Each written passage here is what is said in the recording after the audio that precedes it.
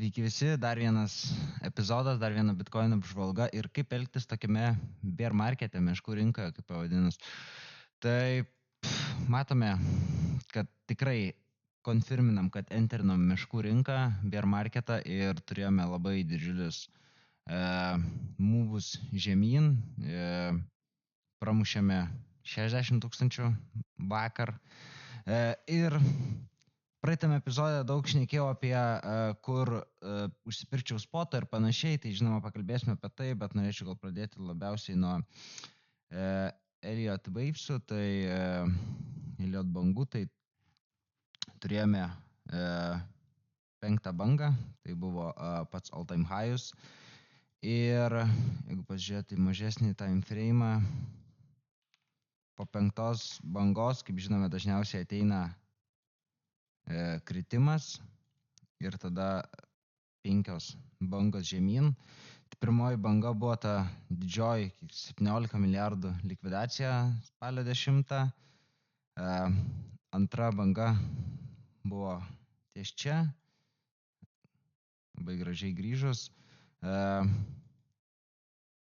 Dampinam trečia banga, link 4 bangos buvo vadinamas zigzagas. Ir dabar panašu, kad turime 5 bangą, aišku, dar jos nekonfirminame, bet panašu, kad galime mes ją dabar pasižymėti, nes potencialiai turime tą 5 bangą, po kurios matysime kilimą į viršų. Čia jau reikia ją konfirminti, kai užklausinsime.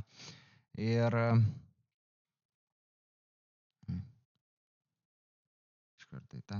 tai tiek su Elliott Wavesais, per daug nešnekėsiu apie juos. Čia parodo, kaip esu pats susižymėjęs. Jeigu kažkas irgi su Elliott Wavesais nusimano kažkokią turi kitokias nuomonės, nes čia su bet kokiu dalyku treidinime gali tas pačias taisyklės naudoti ir turėti 10 skirtingų nuomonių, kaip paprasčiausias Elliott Wavesas gali būti 10 žmonių ir 10 žmonių skirtingai susižymėję. Tai tiesiog kas kam kaip veikia ir kas kaip naudoja savo strategiją šioje vietoje. Tai man pasiteisinus kol kas yra šitas susižymėjimas ir jeigu čia turime 5 bangą, konfirmins ją, tada galimai pasiekėme dugną Bitcoino ir važiuosime aukštyn. Tai vakar aš daug šnekėjau apie pozicijas, kur atidaryti treidus, kur spotų pirkti ir panašiai. Tai turėjome šias vietas, kaip ir sakiau, praeito range'o, kuris tęsiasi čia 267 dienas plus minus viso šito range'o. Turėjome volume area high, point of control, volume area low, kažkodėl nepažymėta. Taip, tai sakiau, kad čia yra stipri zona ir pradėsiu nuo čia DCA'int. Praeitame video dar minėjau, kad čia yra mano pagrindinė zona, kurioje apie 40% pozicijos enterinsiu ir likusią dalį tai yra visur čia. Tai iš tikrųjų gavosi visai kitaip, kadangi toks stiprus, kaip tikėjausi, kad ateis, žinoma, tai bus kažkokia didesnė konsolidacija. Vis pirma, net negalvojau, kad taip greitai pasieksime šį lygį, bet tikėjausi šiokios tokios konsolidacijos ir galėsiu ramiai interinti savo pozicijas, pabiškai užsipirkinėtą, tačiau ėjome šitą lygį visiškai praėjome, tai realiai net nespėjau gauti jokių entry confirmationų, tai pradėjau ties čia pirkinėt, tai gavosi užsipirkau didžiąją dalį savo norėtos pozicijos ir dabar, ko laukime, tai reclaiminome point of control. Sekantis, kas turėtų būti, tai manau, žinome, testuosime point of control ir eisime virš volume area high. testuosime ją. Ir iš tikrųjų nesitikiu labai didelio mūvo dabar kol kas aukštyn. Manau, kad šiame range manau, kad dabar tik padarėme range apačią, nežinau, kur dar būtų range viršus, turėtumėm konfirminti kainai grįžus, bet tarkim, jisai būtų čia, kai pamatysime, jeigu kaina grįš ir pradės retracinti nuo čia, tai iš tikrųjų manau, kad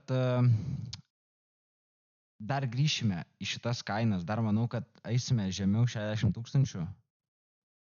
Ir nemanau, kad dar yra, esame labai arti dugno, mano nuomonė, bet dar nesame pasiekę visišką dugną.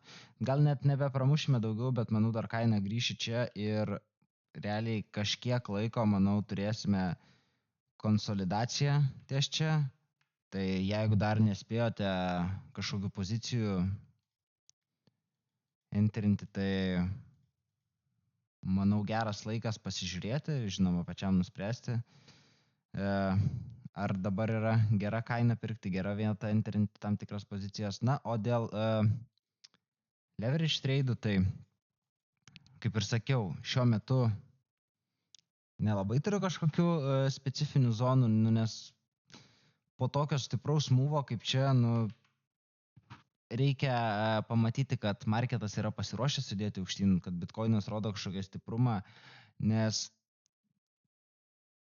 tiesiog nelogiška enterinti, kai tokia yra kainos price actionas visas. Tai galima buvo, tarkim, tie, kas gaudo dugnus būna, nori pagauti dugną, tai tikrai daug žmonių enterino ir čia, ir čia, ir čia, ir čia, ir čia, ir čia, ir čia, ir čia, ir čia, ir čia, visur bandė pagauti dugną ir galiausiai po 15 lūzų gal ir pagaus čia dugną, padarys, nežinau, 3-5 euro ir kadangi manau, kad turėsime konsolidaciją, vis tiek grįž prie savo kainas, tai neturiu tikslo kol kas enterinti longų. Kaip ir sakiau, enterinau spoto nemažai pozicijų, stop lossas realiai yra, jeigu klausinsim žemiau 55 000, tai jeigu grįžtumėm ir padarytumėm taip, nebūtų man jokios problemos, gal dar dadėčiau net iš savo longus kažkiek, bet jeigu eitumėm 55, pramuštumėm ir dar testuotumėm į kartą, tai čia uždarinėčiau savo longo poziciją, spoto poziciją, atsiprašau, ir ieškočiau naujų žemų, o naujos žemos, tai manau, kad jeigu pramušama šios lygius, tai labai bus prastai ir važiuosime link 33 000 ir net žemiau, kas nemanau, kad kažkam labai patiktų, nes jau dabar tikrai matau visur žmonės rašinėja viskas jau bitcoinui galas, čia jau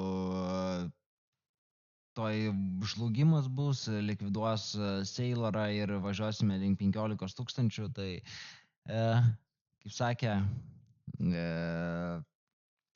Warrenas Buffettas, reikia pirkti tada, kai rinkos kraujuoja, tai mano visada strategija yra pirkti tada, kai viskas absoliučiai krenta ir